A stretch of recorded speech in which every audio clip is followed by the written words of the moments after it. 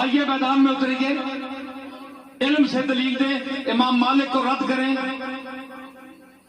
یہ بات ویسے نہیں میں کہی، یہ اجماع امت ہے۔ اجماع امت کیا ہے؟ چند مولویوں کا سر جوڑ لینا یہ اجماع امت ہے؟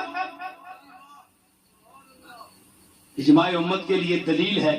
میں نے کہا نا کہ رسول اللہ نے سب کو سب کچھ عطا فرمایا، کچھ عثمان کو دیا، کچھ فاروق اعظم کو، کچھ صدیق اکبر کو، کچھ علی کو، کچھ عبداللہ بن مسعود کو، کچھ ابو ہریرہ کو، کچھ ابو الدرداء کو، کچھ جناب خباب کو، کچھ عمار بن یاسر کو، اور کچھ طلحہ کو، زبیر کو، سب کو کچھ نہ کچھ ارشادات سے عزت افزائی فرمائی۔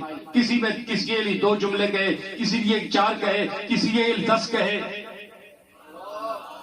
سب غلام تھے، سب کو نوازا۔ آپ کون ہیں کہ سب کے نیچے ایک کو مقرر کر دیں؟ فضیلت جزوی ہے، کلی فضیلت جناب محمد رسول اللہ کو سب پر، پوری کائنات پر، ہر خوبی ہر کمال میں، سب میں صرف حضور کو فضیلت حاصل ہے۔ باقی صدیق اکبر حضور کے صحابہ کے مخدوم ہیں۔ جو آپ کا کردار ہے، جیسا کہ میں نے ابتدائی خطاب میں عرض کیا تھا، جو انہوں نے قربانیاں پیش کی، جو رسول اللہ کے ساتھ سختی اور اسرت اور تنگی کا دور گزارا، وہ راتیں، وہ خلوتیں، وہ جلوتیں، وہ بھوکے، وہ پیاسے کسی صحابہ کو بشمول اہل بیت نصیب نہ ہو سکی۔ اس میں صدیق اکبر منفرد ہیں، اور ہم ان کی جوتوں کو اپنے سر پر رکھتے ہیں۔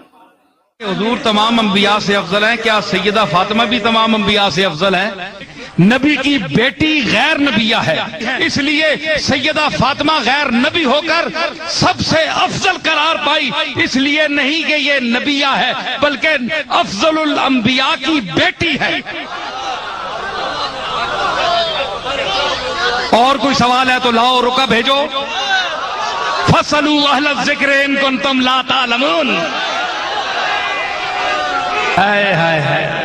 بڑی کتاباں پڑھیاں نہیں، رکی پہ جی، اللہ اکبر۔ کہ فاطمہ پھر نبیہ کلو بھی افضل ہے، سبحان اللہ۔